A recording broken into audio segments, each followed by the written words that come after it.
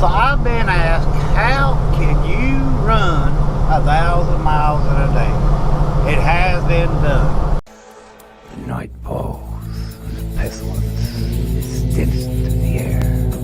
Who will save you? So let's start off by talking about some rules, regulations, DOT, and all the goodies. Rules say you have 70 hours every 8 days. You have 14 hours on duty time per day. You have 11 hours of driving time. Now that's what DOT says. Now the part a lot of people can't get is the very math of it. Space-time continuum. People don't get it. If you are driving during the day, that means you are technically sleeping 14 hours a day. Don't believe me? Okay. What is 14 times 5? 70. Everybody says, well, why 70 hours a week? Why 70 hours a week? Because if you're doing it right, you can drive 14 hours a day, 5 days. A lot of the day campers and a lot of the, local short hauls, that's how they do it. I done it for a paper mill. So, technically you can drive 11 hours a day. If you do, you are getting violated. Because at 11 hours and 1 second, you are in violation. So the thing to do is drive 10 hours at a time. Now I'm going to break this apart because I drive at night. So I'm going to break this apart real simple for y'all. You start at midnight. Let's say you've done your pre-trip and everything. You got everything ready at 11:30. You start driving at midnight. Now you have 10 hours to drive. We're not going to drive 10 hours. We're going to drive 7. Then we're going to park and go to bed for 10 hours. So if we stop at 7 a.m. and we go to sleep for 10 hours, 7 plus 10 is 15, correct? Oh no, 7 plus 10 is 17. Sorry, I had a brain fart. Anyway, 7 plus 10, that'd be 17. These guys with these LED bars on the trucks and cars are just stupid. Don't realize you have blinded dude beside you.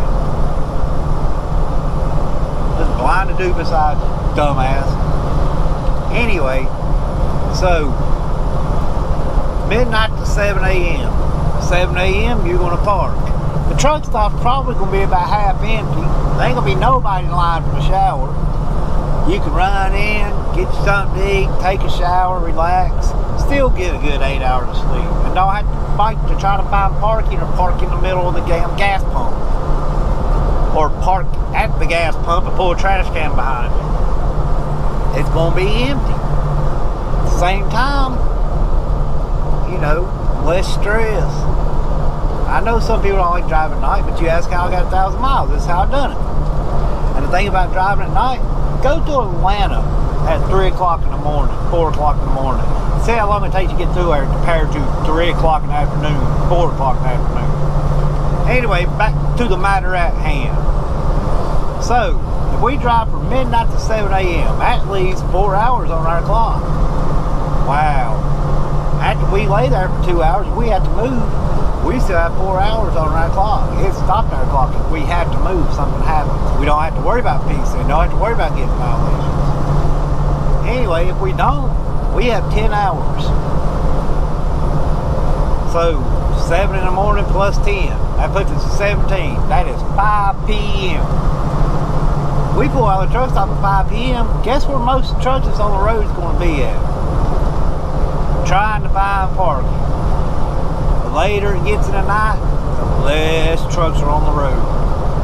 And when you drive at night, most of the trucks you see are old heads or day cabs, XPO, FedEx, Amazon, and they're headache of driving during the day. Anyway, so we start driving at 5. Now, if we really want to get technical, we can do an 8-hour split. So instead of sitting there for 10 hours, we sit there for 8. Come on duty, do our fueling, do our pre-trip. That's an hour. And then next time we stop, we only got to stop for 2 hours. That's a split, sleeper split. Either way, let's just say for the sake of argument, you know, we're not even going to do a pre-trip at this point. We're just going to say, okay, we start at 7. So it's 7 to 12. How many hours is that? 8, 9, 10, 11, 12. Wait, 7, 8, 9, 10, 11, 12. Right there's 12 hours. Let's say we start at 3 in the afternoon. Yeah, do the math on it. I'm not going to sit here and give you all the statistics, but if you run 7 hours, sleep 10, run 7, 7 and 7 equals 14. Plus 10 equals 24. How many hours in a damn day? 24? I done my math wrong in last one. A lot of times it's just drive until you get tired. 12 hours is better than 10. 13 hours is better than 10 and a half. Like I said, you're not going to drive 11 hours, you're going to get a violation. You can drive 10 hours at 59 freaking minutes. Anyway, let's say we drive from midnight to 6. Then sit for 10 hours. That'll put us at 4 p.m. Right? 4 p.m. to midnight's another 8 hours. So what's 8 and 6? See where I'm going here? And a lot of it too, if you're stopping at a truck stop every 2 or 3 hours, you're wasting time. You get off the highway, get into a truck stop, deal with all the BS at the truck stop, go in, get coffee, sit in line, try to do this, that. Even if you ain't fueling, you're losing 30 minutes. If you just do that twice on your shift, that's an hour you lost right there. Speaking of math, let's say you're making 50 cents a mile after taxes. I don't know your tax situation, but after taxes, you average 50 cents a mile. So if you're doing averaging 60 miles an hour, that's $30 an hour. You pulling in that truck stop just cost you $30 a day.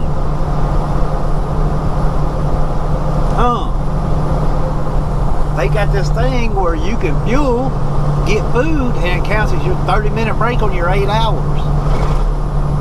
15 minutes fuel, 15 minutes go in and get your stuff. It's all math. Now, if you pull into a rest area during the daytime, when there ain't everybody parked there, you run MP, it's going to take you 3-4 minutes to get in there, pee, another 3 or 4 minutes to get back. So that's 6 minutes. Let's say 10.